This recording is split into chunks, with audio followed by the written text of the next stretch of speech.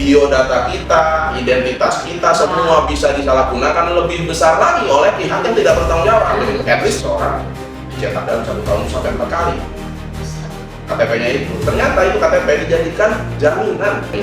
Akhirnya dia punya KTP dipakailah misalnya buat nyari uang, buat top up judi online. Nah, ini kan resikonya sudah menjadi pidana bagi si penduduk tersebut, karena dia sudah di hadapan hukum, dia sudah bertanggung jawab. Halo gengs, bersama Mega Puspita di Ruang Indonesia Channel, ruangnya rakyat biasa. Oke, kali ini gue sudah bersama dengan Kepala Dinas Kependudukan dan Catatan Sipil Kota Bekasi, atau biasa disingkat Disdukcapil, bersama dengan Pak Taufik Rahmat Hidayat. Boleh disapa? Ya. Halo semua para pemirsa yang menyaksikan YouTube Ruang Indonesia Channel. Saya Kadis Dukcapil Kota Bekasi. Semoga bisa memberikan informasi nanti ya bersama dengan Bang Mega terkait dengan apa-apa yang dibutuhkan oleh masyarakat, khususnya warga Kota Bekasi tercinta. Itu dia gengs, Pak Taufik, Kadis Dukcapil. So, kita mau ngapain? Di sini gengs, gua mau mengupas tuntas terkait dengan KTP sebagai warga plus 62. Kenapa sih kita harus punya KTP? So, langsung aja kita membahas dan kupas tuntas fungsi daripada KTP bersama dengan Pak Taufik. Langsung aja nih Pak Kadis. Kenapa ya kita sebagai warga Indonesia plus 62 harus punya KTP? Ya, pertama bahwa kartu tanda penduduk elektronik atau kita biasa kenal dengan KTPL saat ini itu adalah merupakan bukti dari identitas ya bagi warga negara Indonesia khususnya dalam melakukan berbagai proses transaksi data ya dalam pelayanan publik di berbagai sektor.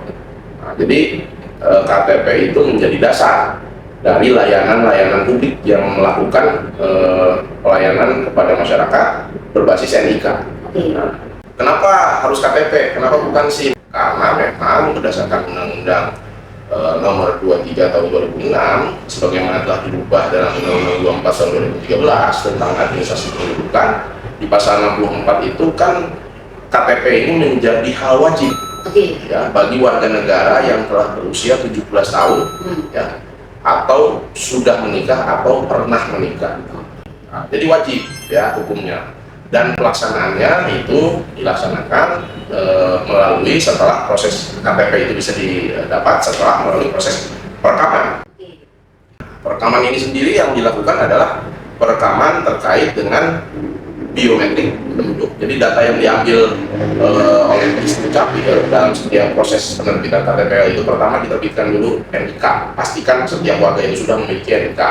Setelah itu nanti warga mengisi formulir untuk mencatatkan berbagai data-data identitas. Seperti yang kita lihat misalnya di situ dari mulai nama, tempat tanggal lahir ya, jenis kelamin, alamat, sampai ke agama, status dan lain sebagainya.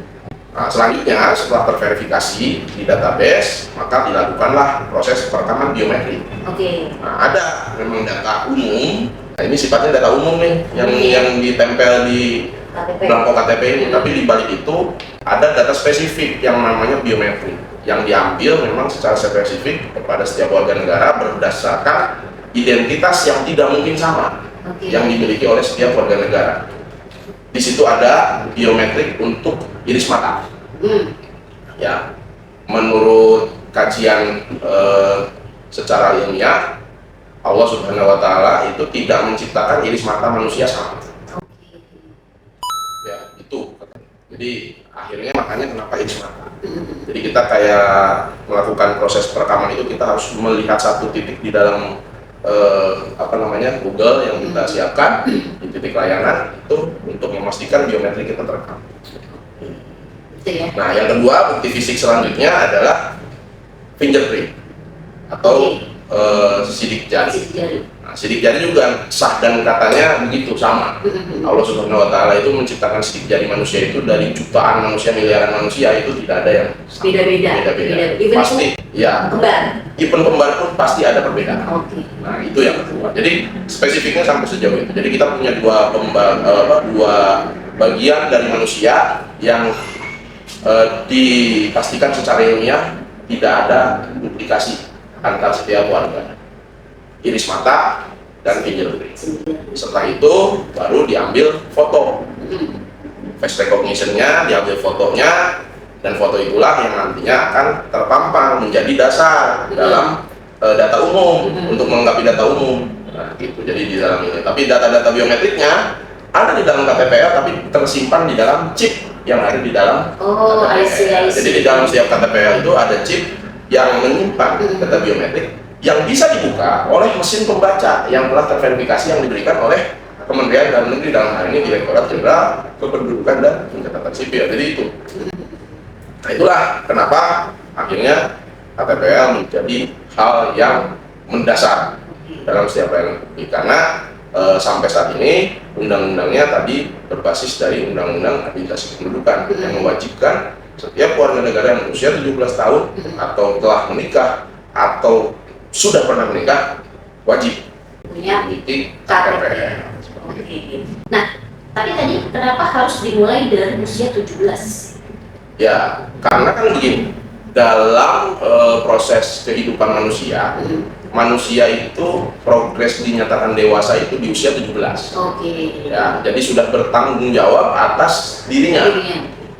Nah, sehingga identitas penduduk itu, ya, nah ini relate dengan Undang-Undang Perlindungan Data Pribadi yang tahun nomor 27 tahun 2022. Ini pun sama, di sana dinyatakan bahwa data-data pribadi itu dikendalikan oleh pemilik data. Oleh si pemilik data. Betul. Jadi ketika misalnya ada pihak perbankan misalnya meminta tolong datanya minta lengkap, ada kartu keluarga, ada akte kelahiran, ada KTPL. Si warga itu, kita sebagai pemilik data berhak untuk menanyakan dasar permintaannya untuk apa, kemudian nanti perlindungan datanya seperti apa, itu ada kewajiban. Oleh karena itu tadi, jangan juga kita melihat bahwa setiap warga negara yang sudah berusia 17 tahun ini bahwa dia mendapatkan KTPL itu sekarang ini biasanya ya larinya buat bikin SIM. Itu ya. Padahal bukan itu. Ada hal yang paling mendasar lagi, bahwa yang bersangkutan sudah dinyatakan dewasa secara usia, secara perkembangan usianya, sehingga yang bersangkutan bisa bertanggung jawab terhadap datanya sendiri. Ya, gitu. Jadi datanya sendiri itu harus dijaga. Kalau dia nanti tiba-tiba misalnya, karena biasanya anak-anak ABG itu sekarang rentan dengan godaan pinjol atau game online, ya, hedonisme. Akhirnya dia punya KTP dipakailah misalnya buat nyari uang buat top up judi online. Nah, ini kan resikonya sudah menjadi pidana bagi si penduduk tersebut, karena dia sudah di hadapan hukum, dia sudah bertanggung jawab. Iya, karena sudah punya ini, gengs. Sudah punya ini, gengs. Jadi itu seperti itu. Nah, iya sih benar ya. Tadi memang saya mau masuk tuh ke poin yang agak-agak sensitif tadi ya. Ketika seseorang warga negara sudah punya KTP, ya kan, yang which is tadi apa namanya usia-usia teen ya, usia-usia yang lagi gimana ya? Tadi mungkin secara ini lagi mau belum matang juga, tapi OTW matang ya, OTW matang sebetulnya. Jadi kalau dibilang dewasa, sebetulnya pendewasaan manusia mungkin belum lah ya, baru on the way nih, gengs, baru start nih ya kan ya, tapi sudah di apa ya, sudah diberi tanggung jawab untuk punya KTP yang secara fungsional ini harusnya agak-agak krusial ya, dan memang harus punya awareness yang tinggi untuk bijaksana kita menggunakan KTP, karena itu tadi korelasinya ya. Sekarang banyak case pinjol, judul gitu kan ya. Itu semua basisnya pasti KTP. Iya. Nah ini yang mungkin banyak case tadi itu kan lebih ke pinjol ya, pinjaman online, di mana itu iming-imingnya udah jelas, cash, tunai, gimana gitu kan, yang bisa langsung masuk ke rekening si personal. Cukup dengan foto dengan KTP, selfie. Habis itu KTP kita diserahkan sama Jati Jaminan 2 juta tuh. Iya, berapa pun ya nominalnya. Yang saya tahu gitu ya, kemarin kita sempat menelaah ada kasus pelaporan terkait dengan pinjol, pemanfaatan datanya dan KTP-nya itu. Jadi ternyata seseorang dicetak dalam 1 tahun itu sampai 4 kali. KTP-nya itu, ternyata itu KTP dijadikan jaminan. Tapi memang ini pinjolnya bukan pinjol yang OJK ya. Iya, ini itu pinjol yang ilegal ya. Memang ilegal, yang kalau kata Pak Kadia yang emang emo ya. Jadi itu ternyata yang bersangkutan sampai nekat nyetak 4 kali itu karena satu KTP 2 juta. Berarti kalau 4 KTP 8 juta. Buset dah, kagak mesti effort. Tiba-tiba dapat Jadi, cuma modal jadi KTP. ya harganya KTP itu dipinjol dihargain 2 juta, padahal tanpa sadar, Mbak Mega, biodata kita, identitas kita semua bisa disalahgunakan lebih besar lagi oleh pihak yang tidak bertanggung jawab. At least tadi pemilik pinjol itu juga biasanya kan pemain-pemain IT yang tingkat tinggi. Nah, kalau misalnya dipakai lah ini data ini buat judol di luar negeri atau apa dan sebagainya dengan identitas yang kita miliki, hati-hati. Gitu. Ya. Bahaya tuh, gengs. Benar-benar. Dari sendiri bahkan tadi ketika di bank pun ketika pihak bank itu servis atau pelayan itu meminta KTP, kita berhak untuk bertanya Ya, kan. sebetulnya kalau misalnya tujuannya. pokoknya bukan hanya di perbankan, di semua hal ya, semua layanan kalau ya. kita KTP itu sebetulnya buat apa? Iya, tapi kalau kita berbicara poin tentang hak privacy, apakah dengan hadirnya KTP ini secara tidak langsung terindikasi pelanggaran privasi personal itu sendiri ya, Mas? Karena kan ini ya, kita bisa lihat poin-poinnya ini. Kalau nama oke, tempat tanggal lahir masih general, jenis kelamin juga masih general. Nah ini alamat ke bawah ya, dari alamat, agama, even ini status perkawinan, pekerjaan juga masuk dalam indikasi potensi pelanggaran hak privasi. Ini kenapa harus ada poin-poin ini sih, Pak Kadis? Ya sebetulnya gini, kembali lagi bahwa biodata penduduk ya itu disusun oleh negara dalam Undang-Undang Administrasi Kependudukan itu adalah untuk memvalidasi, ya memvalidasi setiap warga negara itu memiliki identitas secara lengkap. Ya, dan kelengkapan ini merupakan biodata yang sifatnya sebetulnya tadi bersifat umum menurut Undang-Undang PDP. Maka karena sifatnya umum bisa diakses oleh pihak lain untuk kepentingan ya misalnya. Tetapi tadi ada kewajiban penjagaan terhadap biodata ini dilakukan oleh pemilik data. Ya, kita sebagai warga negaranya nih. Jadi jangan sembarang kita ngasih fotokopi KTP gitu kan. Jangan sembarang kita ngasih fotokopi kartu keluarga karena ini harus jelas tadi. Pihak-pihak di layanan publik itu meminta dokumen ini untuk apa? Karena sesungguhnya kalau hanya untuk memverifikasi, ya kan, kita sudah punya yang namanya kerjasama pemanfaatan data administrasi kependudukan yang dilakukan oleh Kemendagri dengan seluruh layanan publik yang ada di Indonesia. Jadi kayak bank itu, ya mohon maaf kalau saya sebut misalnya di salah satu bank BUMN atau di salah satu bank swasta yang besar, itu kan KTP itu cukup di tap saja, yang bersangkutan sudah melihat ya sudah kan cukup situ, nggak perlu lagi minta fotokopi KTP dan lain sebagainya kan itu. Sebetulnya itu adalah bukti bahwa data kita itu sudah juga dilindungi by system oleh negara sebagai pengelola data. Ya, nah balik lagi ke sini. Data-data ini adalah bukti validasi. Bagaimana kita memastikan seseorang warga negara itu pertama memiliki NIK. Ya, karena sekarang ini integrasi NIK dengan layanan publik ini sudah bahkan informasi yang kita dapat sekarang ini di Komisi 2 DPR RI sedang menggagas untuk melakukan revisi terhadap Undang-Undang Adinduk.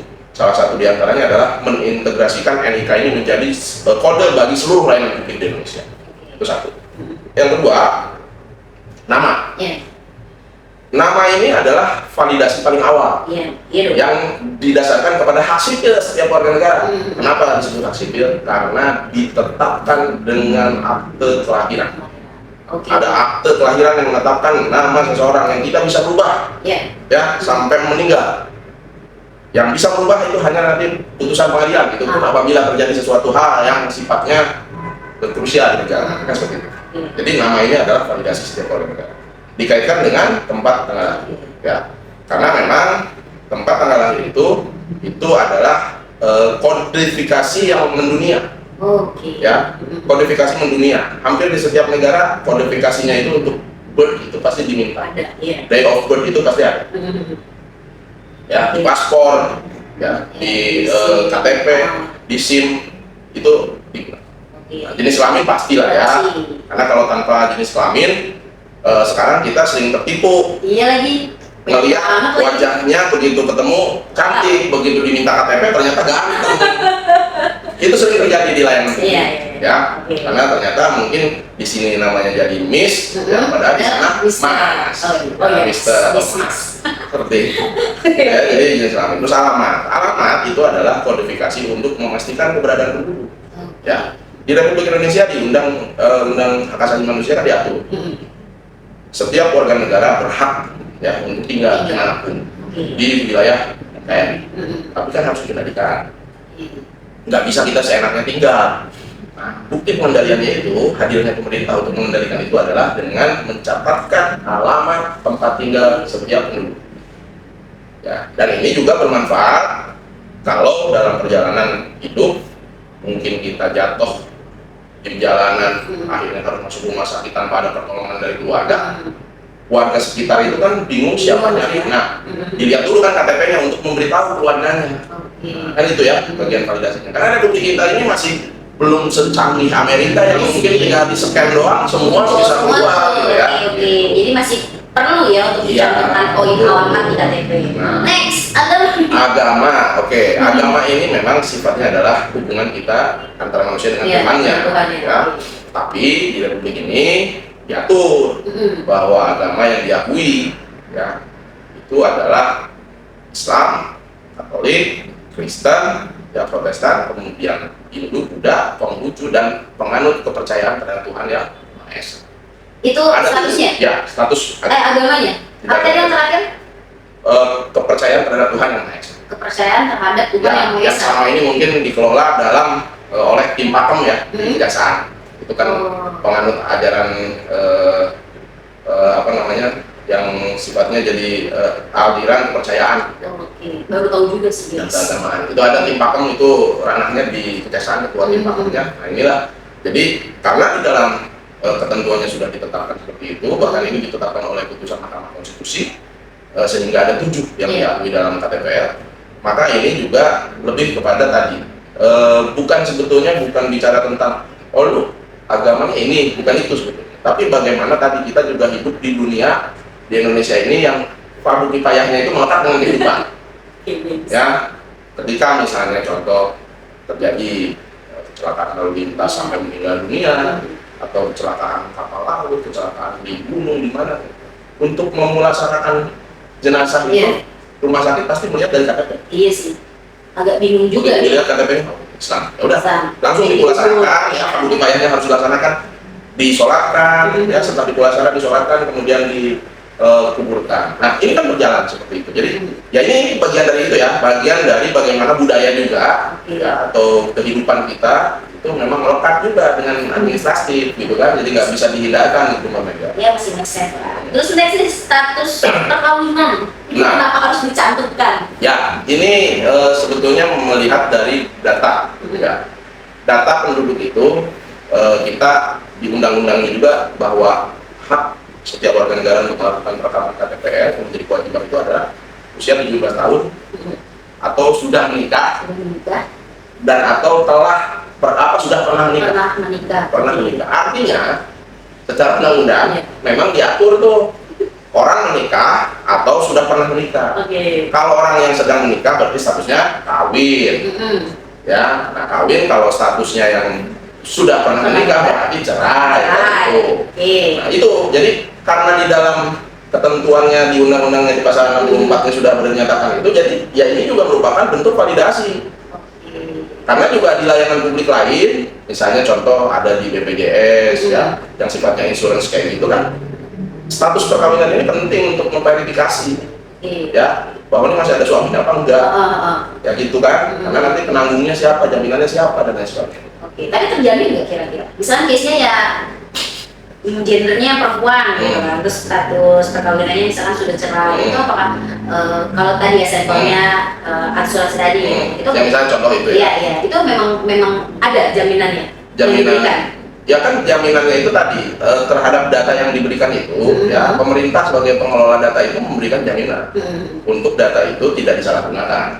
Nah, tapi pengendaliannya memang kembali lagi di pemilik data ya, penduduknya. Nah, dan memang tadi di Indonesia ini nggak pakai status di KTP aja, bapak-bapak ada yang punya istrinya 2, 3 dan lebih, ya mohon maaf. Kemudian juga ada ditemukan ibu-ibu juga ternyata punya suaminya lebih dari satu. Iya, Ya. Nah ini kan case by case yang terjadi di masyarakat Iya. ya. Nah, kalau misalnya nggak pakai status lagi, lebih parah lagi mungkin Iya nanti sih. mereka gitu kan. Iya, iya. Dengan mudahnya orang bisa ngegandeng Pasangan. siapapun kan. Gandeng, Nah, itu iya. juga. Nah, tapi dengan ini kan verifikasi hotel aja kan ngeliat. Iya sih, oh udah kawin nih, gimana? Belum kawin nih, Kalau wah, kawin kan pasti, oh potensi digerebek nih, gengs. Gimana? seperti itu ya. Iya, Jadi iya. ada validasi di sana. Tapi memang lebih kepada tadi untuk membuktikan bahwa seseorang itu karena di undang-undang udah bicara Iya, iya. 17 tahun sudah kawin atau sudah pernah. Sudah pernah. Oke, makanya sebelum kita lanjut nih ya ngebahas KTP, ini kayaknya saya aus nih. Ya, Kita ngopi dulu boleh, kali ya. ya. Ini kebetulan tadi saya juga bawain kopi nih Iya, buat Pak betul. Aris. Saya nih tuan rumah yang disuguhin kopi.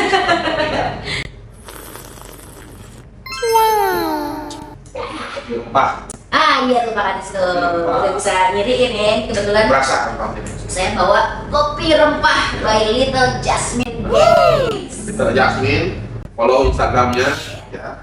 Enak buat cuaca yang hujan, rintik-rintik, syahdu. Ini kopi rempah ini bisa nambah seger. Ini hidung saya belum lagi agak-agak ini lumayan nih. Kedorong ya. Little Jasmine. Kopi rempah rempah. Little Jasmine. Oke, lanjut lagi nih. Makanya tadi kita masih ngebahas poin status perkawinan. Ya kan ya? Di penjelasan tadi kan mungkin sudah singkat Ya. sudah jelas ya bahwasannya status perkawinan ini untuk validasi personal. Nah, tapi di sini saya ada pertanyaan lagi. Bukan pertanyaan sih, lebih ke stigma ya. Kalau bicara tentang status perkawinan, ini ada korelasinya dengan stigma. Di mana itu tadi case-case-nya. Mungkin kalau status perkawinan, kalau kawin kawin. Kalau yang divorce kan, sorry to say, cerai kan. Nah ini, misalkan saya ibarat contohnya ya, perempuan. Terus status perkawinan yang misalkan cerai. Nah ketika saya menginginkan pelayanan, terus ngeliat nih status dia anjir cerai nih, ini kan pasti memunculkan apa ya? Mungkin bukan jadi hal yang bukannya netting juga ya, bukannya mau seujon guys. Cuma kan mungkin balik lagi ke kultur kita ya, ada stigma ya, iya, kejulitan, julit anjir, bisa julid, janda nih, dan gitu. iseng kan. Janda nih, nah ini kan berarti muncul potensi indikasi diskriminasi terhadap personal yang memiliki status perkawinan. Karena kan tahu dong oh ternyata perempuan ini janda nih dilihat dari KTP-nya yang statusnya cerai. Atau juga tidak menutup kemungkinan julid itu terjadi di laki-laki ketika status perkawinannya cerai juga gitu kan. Nah ini bagaimana nih Pak Agus? Ya kan kita begini, kalau bicara tentang undang-undang perkawinan, memang kan kewajiban warga negara itu melaporkan ya hasil perkawinannya yang sah secara negara itu kepada lembaga kependudukan dan pencatatan sipil untuk mengupdate biodatanya.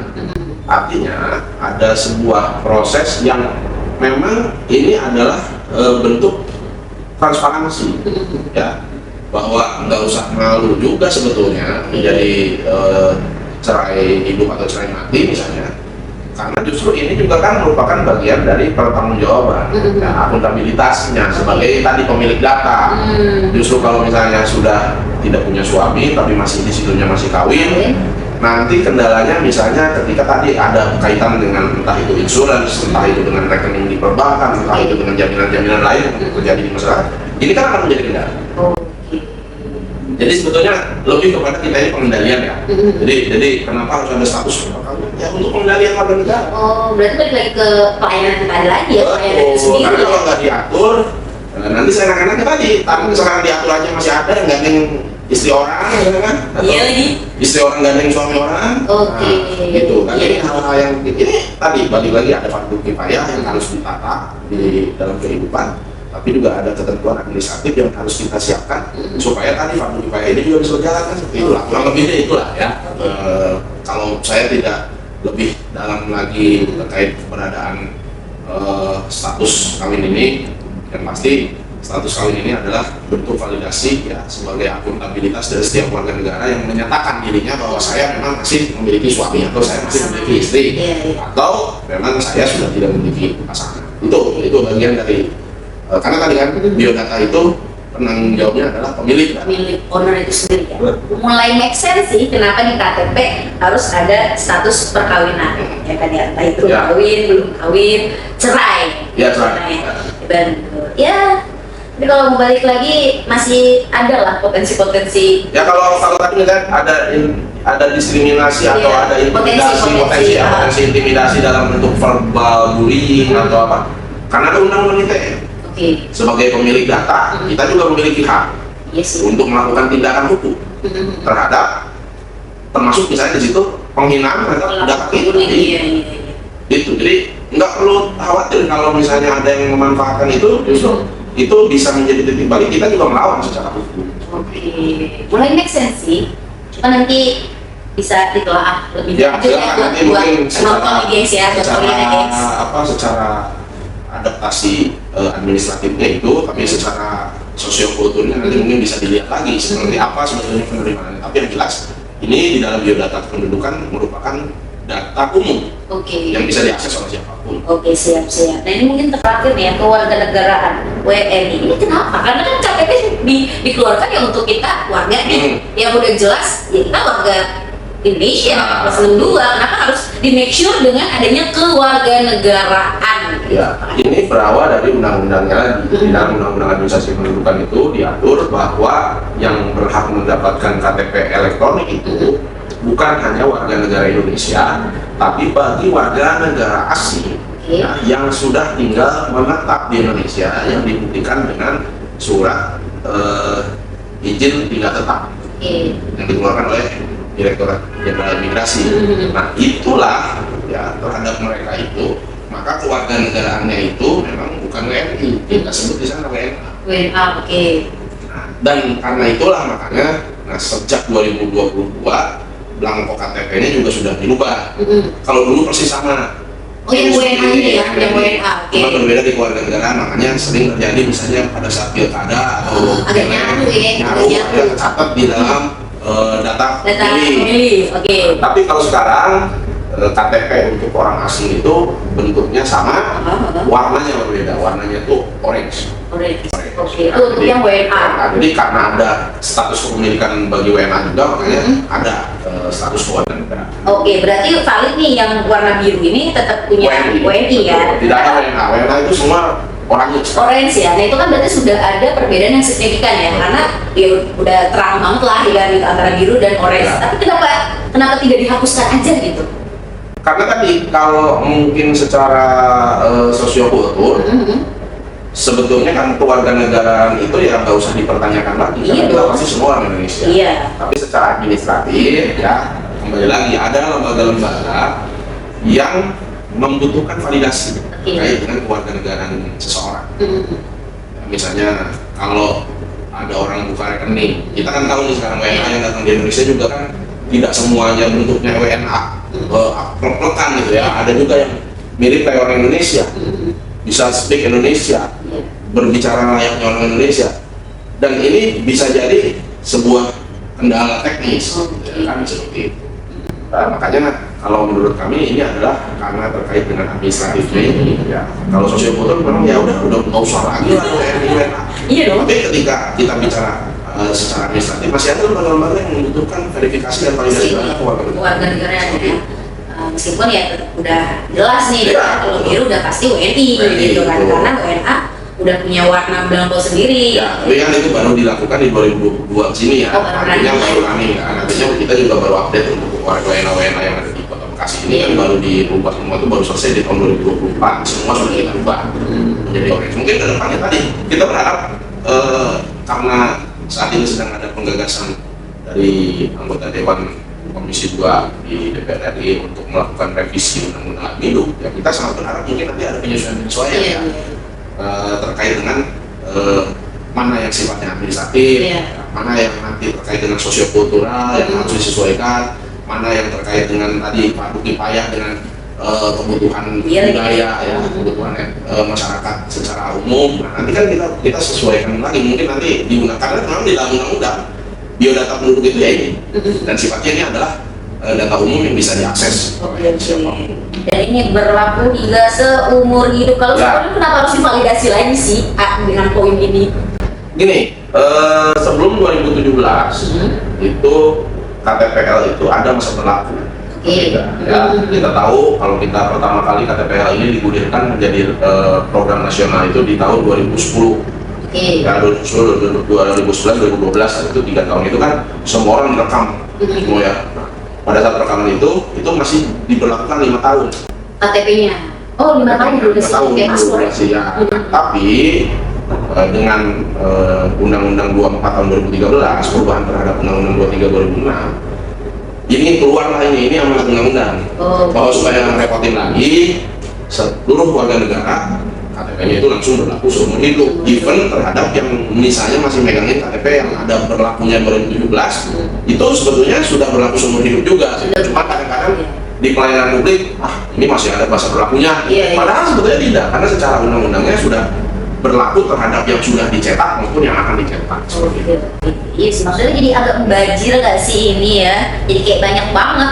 Kayak ini, biodata binder zaman SD ya tuh ditulisin. Tapi yang pasti gini, dengan adanya KTPL ini, sekarang ini justru kan validasi di lembaga-lembaga layanan publik nggak perlu lagi butuh harus ngisi formulir terlalu banyak. Iya sih. Udah Karena satu datanya ini. udah ada satu. Ini udah banyak soalnya poinnya ya. Jadi kan ini adalah data-data juga yang pada saat ditetapkan menjadi bagian dari undang-undang. Ini merupakan data-data yang memang banyak dibutuhkan, paling banyak dibutuhkan oleh lembaga layanan. Oke, siap. Jadi sini udah agak terang sih ya, bukan agak, ya sudah terang lah ya. Intinya balik ke administrasi ya. Kita fungsi kita kan memastikan ya hak administratif terhadap warga negara itu terfasilitasi dan tidak mendapat kendala di lembaga-lembaga layanan publik. Itu makanya kenapa ya kita masih menggunakan ini. Tapi nanti kalau direvisi selanjutnya di 2026 ini katanya mau ada revisi undang-undangnya, ya kita berharap ya kalaupun ada penyesuaian silahkan dikaji lah mungkin dari sisi bagaimana secara efisiensinya, secara keamanan datanya, ya, secara administratifnya, secara sosiokulturnya, budaya dan sebagainya. Seperti itu. Tapi intinya tadi dari semua poin ini tetap berkoalisi dengan hukum tadi ya. Ya, ada sanksi hukum yang akan berdampak ketika seseorang menyalahgunakan KTP. Karena dari poin-poin ini tadi semuanya berkoordinasi dengan hukum selain daripada terintegrasi dengan administrasi. Betul. Jadi undang-undangnya itu berlapis. Di Undang-Undang Administrasi Kependudukan penyalahgunaan terhadap data KTPL itu bisa ada sanksinya. Kemudian di Undang-Undang Perlindungan Data Pribadi 27 2022 juga itu ada sanksi hukumnya. Di Undang-Undang ITE juga sama. Itu ada sanksi hukumnya. Jadi berlapis. Hati-hati warga Kota Bekasi khususnya kalau mau memanfaatkan KTP punya orang atau menyalahgunakan KTP punya sendiri pun hati-hati karena ada dampak hukum yang bisa dijatuhkan itu sampai berlapis. Lapisan guys, Undang-undang yang mengatur seperti itu. Oke, terakhir nih mungkin terkait dengan tanda tangan. Kenapa di KTP kita harus ada tanda tangan? Ya balik lagi kembali kebutuhan administratif dari lembaga layanan. Ya, perbankan itu kan butuh spesimen. Untuk memastikan spesimen yang ditandatangani oleh seseorang itu sesuai dengan spesimen milik yang bersangkutan yang ada di kartu identitas itu.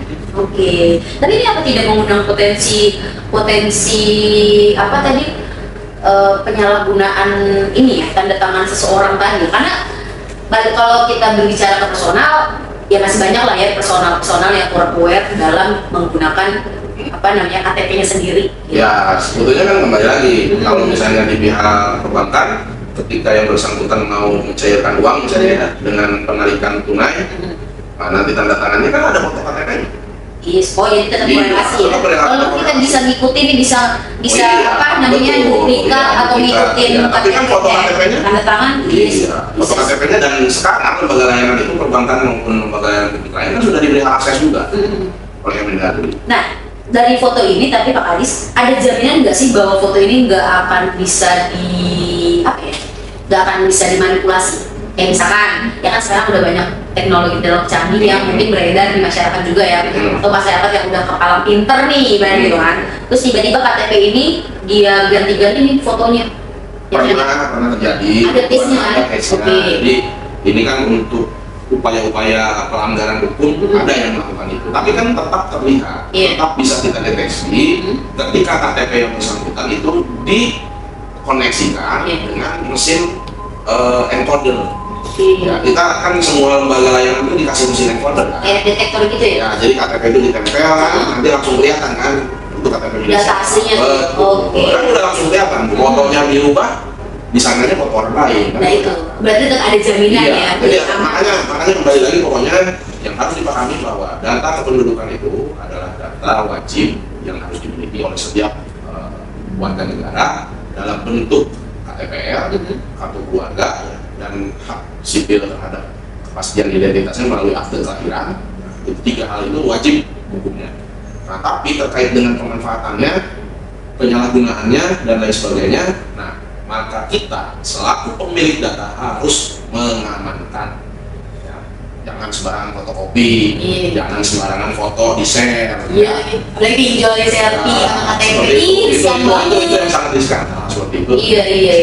Jadi tadi kalau menarik dari kalimat awal ya, sebenarnya kita ini warga plus 62 ini diberi hak kebebasan untuk menggunakan KTP, tapi tetap dikendalikan ya guys. Sebenarnya plot twistnya itu tetap ada indikasi pelanggaran hak privasi, tapi padahal di dalamnya juga ada unsur perlindungan hukum, ya, perlindungan data juga, administrasi, Ya, melalui administratif, betul. Secara Oke, administratif. oke. Jadi kita negara hadir justru memberikan kepastian, validasinya kita pastikan, akuntabilitasnya juga sebagai identitas publik itu juga terverifikasi dengan baik.